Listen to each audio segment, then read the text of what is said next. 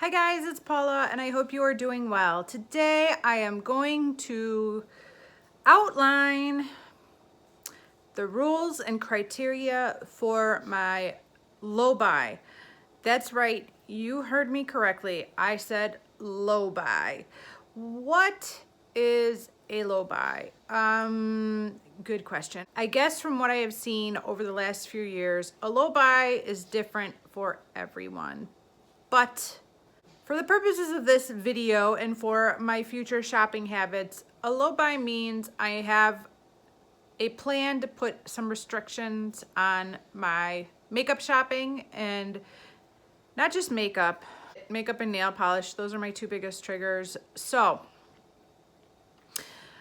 if you are following a lot of different panning channels, either here on YouTube or on Instagram, you will have heard a lot of buzz about low buys and no buys. From what I can tell, there are more people than ever planning to try to either do a no buy or a low buy in 2019. If you are one of the people doing a no buy, know that I admire the heck out of you, because I think that's a very amazing thing. I started this channel about a year ago. We're coming up to my 1-year anniversary, and in my very first video on this channel, I stated that although no buys don't work for me, I do know that if anyone should be on a no buy, it should be me. And I stand by those words. It's still true.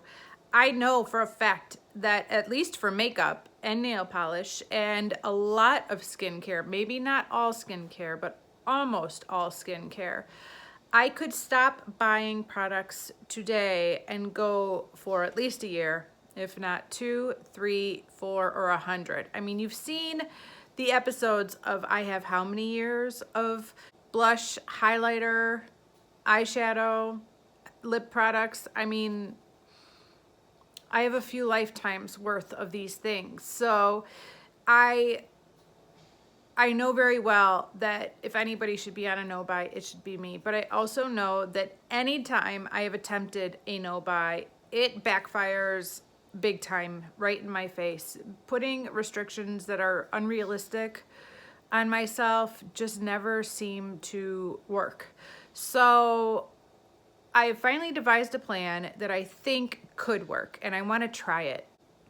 I want to try it to get my numbers down, and I want to try it to be a good example for my panning friends.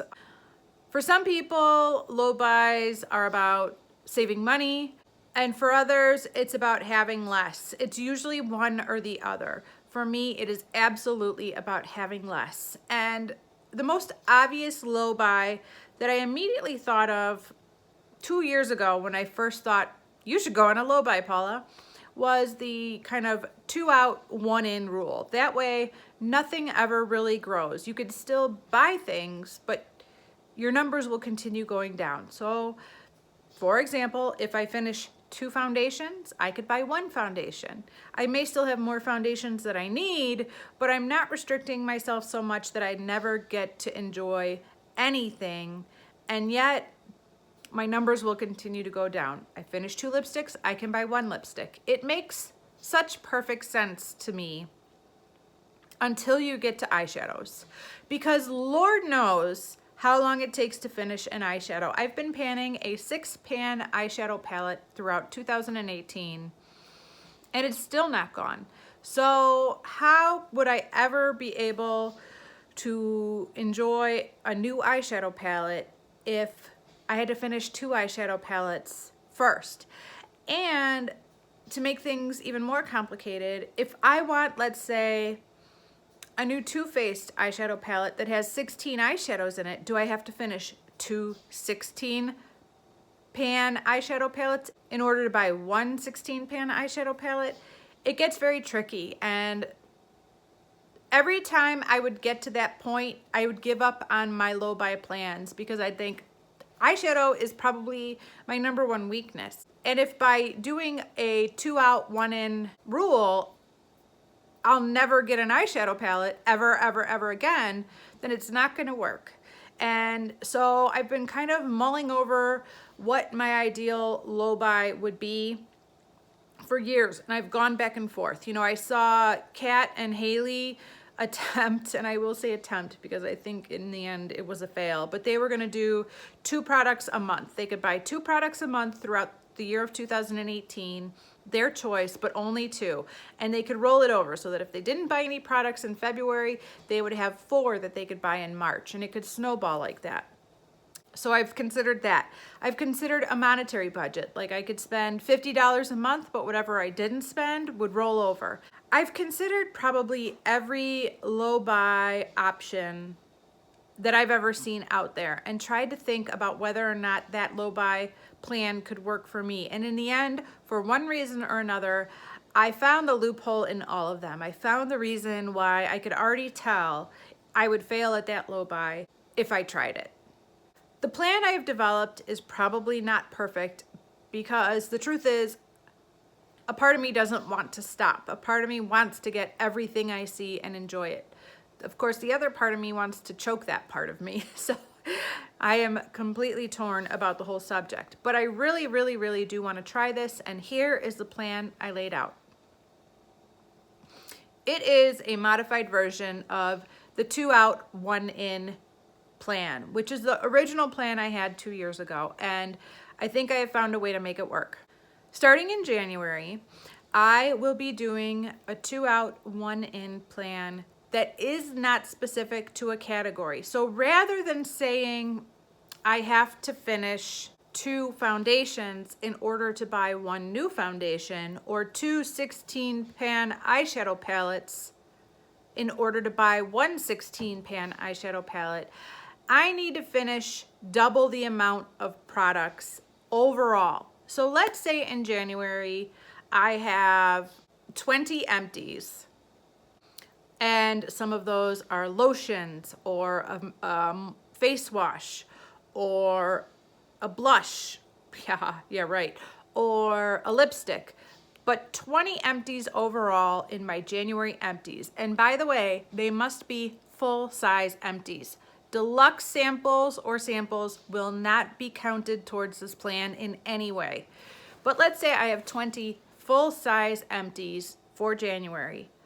I can buy 10 products, technically, as part of the 2 out, 1 in rule.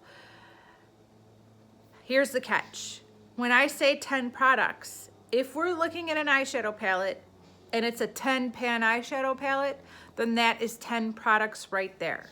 So I am going to be counting eyeshadow pans individually. So let's say I finish 1 pan of eyeshadow in a palette. Even though I haven't gotten rid of the entire palette, I completely finished 1 eyeshadow pan. That will be counted towards 1 empty. But if I am to buy an eyeshadow palette, each one of those pans will be counted as 1 item. So I'm going to have to be a little bit more careful about choosing the products that I truly love and kind of weighing out before I buy them what is most important for me to have. Because if you count the individual pans that I bought of eyeshadow in 2018, we are probably upwards of 200, I would say safely. And I can tell you right now that I did not finish 400 products overall this year. So this is a starting point. So let's take it the other way around for an example. If I see that Viseart has released a new 12-pan palette, I will have to have 24 empties first before I can buy that 12-pan palette. Like I said, the 24 could be any type of empty as long as it's a full-size product, but I have to have 24 empties. I will be keeping a tally and kind of documenting where I'm at the end of my monthly empties starting in January. So on January 31st, when I post my monthly empties, I will let you know how many of those empties were full-size empties, and I will keep tally as the year goes on. If this is successful, this will be a long-term plan. This isn't just a 2019 thing. This is going to be a long-term plan.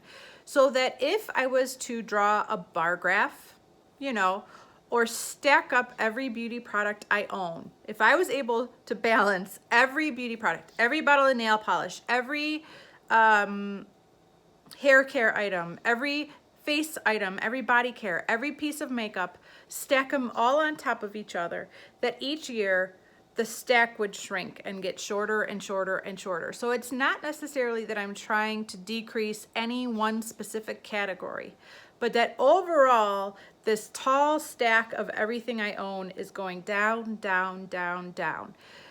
Now, here's my thinking. It might start out kind of easy, which might be a good thing, because maybe in order for this to be successful, I need to kind of ease my way into it.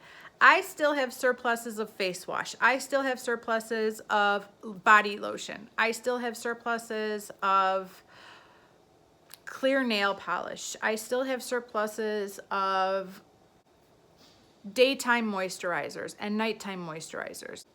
So initially, it might be kind of easy, because it's certainly easier to finish off a couple of body lotions versus 2 pans of eyeshadow or 2 blushes, God forbid. We all know that if we had to finish 2 blushes or 2 bottles of lotion, we would be able to go through the lotion a lot faster than 2 blushes. So initially, as I still have surpluses of so many skincare items, it might not be that hard to have these empties come up. But long term, I will eventually get those numbers down, and I won't have those to fall back on as time goes on. This entire rule will also count for any gifts I receive, any PR I receive, and any replacement items of any categories that I actually get down to one of. So right now, I'm really close to getting down to only one, I think, serum. I'm on my last toner, but I'm not planning on replacing toner. Serums I would replace, and I'm getting close to not having any serums. And when that day comes, I will buy one serum to keep so that I always have a serum. And it will have to come from that budget. It's not excluded from this rule. So I'm not getting a ton of PR right now, and I don't plan to be getting a ton of PR in 2019, but I have received a few items of PR since starting my YouTube channel, which is super exciting and extremely flattering, but that's not excluded from this. So if I receive any PR, it has to come from my allotted budget of empties. If I receive any gifts from friends or family that is makeup, it gets taken out of the budget of empties, and it's going to keep going like that to keep me accountable, because otherwise, if I make exceptions like gifts and PR and replacements, it would be possible that my numbers would not go down. And at the end of the day, that is my goal. I want to have less. I don't care how much the value is. I'm not as concerned about that. I'm much more concerned about just having less stuff overall. And like I said, if I piled all of my beauty items into one gigantic pile, in one gigantic heap on the floor, and took a picture of it every January of every new year, I want to see that pile go down, down, down, down, regardless of what the actual ratio of beauty products are in it. Because I think I have proven over time that I have some weaknesses to work on, but I also know that cutting myself off from those temptations completely will probably result in me not being successful in this at all. And I really do want to be successful. So that's the plan. If there's any questions you have about this, leave them down below, because I feel like this is kind of hard to explain. At least it feels that way right now. Maybe when I'm editing this, it'll be like, oh yeah, it makes perfect sense. They get it. But right now, as I'm saying it, I feel like I'm not doing a good enough job explaining it. But obviously, I feel like as we get into next year and I'm showing you my empties and I'm saying, okay, I have this many empties, I'm going to put it on the chart for how many, where we're at, I think it'll all start making sense. I would also like to invite anyone who thinks that this plan could work for them to join me. It doesn't have a name. I don't know what it's going to be called. It's probably going to be like 2 out, 1 in. something like that, but it doesn't matter. If this plan is resonating with you as well, and you want to go on a low buy and you haven't found a low buy plan that you think would work for you, like I have never found a low buy plan that would work for me, try it. You're more than welcome to. I don't own this plan. This is just something I'm announcing that I want to try starting in 2019. And if it's successful, it's going to be a long-term arrangement. You and I are going to be sitting here in the future, and we're still going to be doing this tally of ins and outs to make sure that the overall numbers are going down over time. That's the dream. That's the goal. So if this sounds like something you want to try too, please try it. You know, I mean, we all need to work on this, and I just want to set a good example for anybody who's struggling. The last thing I want, I mean, I know I got my own problems to deal with, and I need to fix me and whatever causes me to do this kind of obsessive pattern that I have where I can't stop thinking about a product until I buy it, and then 5 minutes later there's a new product that I'm obsessing about. But I certainly do not want to be contributing to somebody else who's struggling with this as well. And I do not want to be that example that encourages somebody else who either doesn't have the space to bring something new in or doesn't have the budget to be spending the money that they're spending because I said, ooh, this is so fabulous, you need it. So hopefully this plan is the perfect balance of giving me enough wiggle room that this can be successful and I could work with it, but in the end, ultimately, get my numbers down. That's the goal. Simple enough, right? We shall see. All right, that is it for this video. I'm filming this today, like the middle of December. I think it's the 16th. I have no idea when I'm gonna post this. It might be closer to the end of the month, but I had the time to film it now, so I figured let's do this. Like I said, this will be starting on January 1st and will go indefinitely as long as I can be successful at it. That is the plan. Thank you guys so much for watching, and I will see you in the next video. Bye.